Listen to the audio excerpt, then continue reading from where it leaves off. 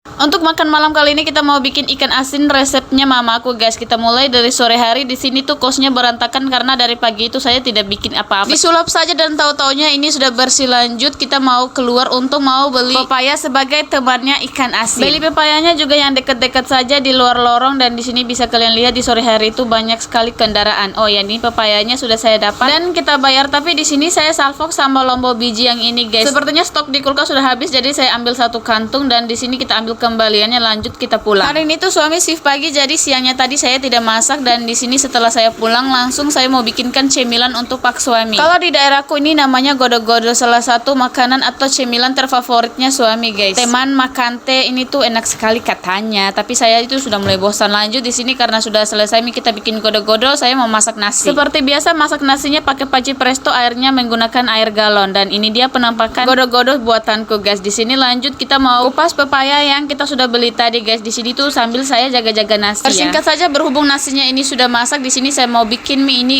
ikan asin. Untuk ikan asinnya ini saya dibawa dari kampung, kalau tidak salah namanya ikan terbang. Kalau di kampungku ini namanya ikan asin, tapi ada juga yang bilang katanya ikan terbang atau ikan garam. Sebelum mau rebus ikan asin atau ikan garam ini, ternyata pak suami sudah pulang, jadi mau masak air panas dulu untuk bau seduh teh. Persingkat saja, ternyata ini airnya sudah mendidih dan kita tuang mie itu air panas di dalam gelas. Saya bikin 2 gelas karena yang satunya ini untuk keponakan, katanya dia pengen juga minum teh. Kita bawakan dulu ini teh dan juga godok-godok, kemudian lanjut kita masak. Susah juga ya kalau kita punya mata kompor satu begini harus mengantri. Oke, lanjut ini pepaya mau diserut, tapi salvok sama parutanku ini sudah bengko-bengko dan sudah mau patah guys. Jadi persingkat saja, ini pepaya sudah selesai diserut, kemudian kita mau masak. Kita singkirkan dulu ini ikan asin karena kita harus butuh mamaku dulu guys. Maksudnya saya mau telepon dulu mamaku untuk tanyakan resep cara bikin ikan asinnya. Jadi kita lanjut saja untuk tumis bawang putih dan juga bawang merah, kemudian tambahkan irisan lombok keriting dan masukkan pepaya yang sudah diserut. Di sini saya tambahkan juga dengan kunyit. Karena biasanya kalau saya masak pepaya serut itu harus yang kuning-kuning guys supaya cantik. Saya tambahkan juga dengan air sedikit, kemudian masukkan seasoning dan saya tambahkan juga dengan saus tiram. Saya aduk sebentar saja, kemudian dimasak sampai airnya ini menyusut. Sambil menunggu sayurnya, saya mau telepon mamaku mau menanyakan tentang resep ikan asin tadi guys. Kalau bumbunya sebenarnya saya sudah tahu, hanya apakah ikan asinnya ini setelah direbus apakah digoreng atau tidak itu saya belum tahu guys. Jadi saya mau telepon dulu mamaku. Oh ya guys, tadi tuh pesannya mamaku, katanya kalau masak ikan asin itu tomatnya harus banyak. Sementara di sini tomat lagi mahal, jadi kita pakai seperlunya saja. Kira-kira tomatnya seperti ini, memang saya rasa ini agak kurang sih. Tapi tidak apa-apa, semoga rasanya masih sama dengan yang biasa mamaku bikin. Kalau bawangnya itu sudah merah, tinggal masukkan mie itu tomat, kemudian diaduk-aduk. Tadi kan saya tanya mamaku apakah ini ikan asinnya digoreng lagi atau tidak usah, dan mamaku bilang katanya tidak usah. Jadi kita cemplungin saja itu ikan asin yang sudah kita rebus tadi. Diaduk-aduk sampai merata, tidak perlu ditambahkan air, nanti dia akan mengeluarkan air dengan sendirinya. Kalau minyaknya sudah naik di atas, itu tandanya ikan asinnya sudah masak guys. Dan ini dia penampakan ikan asinku. Ih, enak sekali kembaka guys. Oke, sekian, bye bye.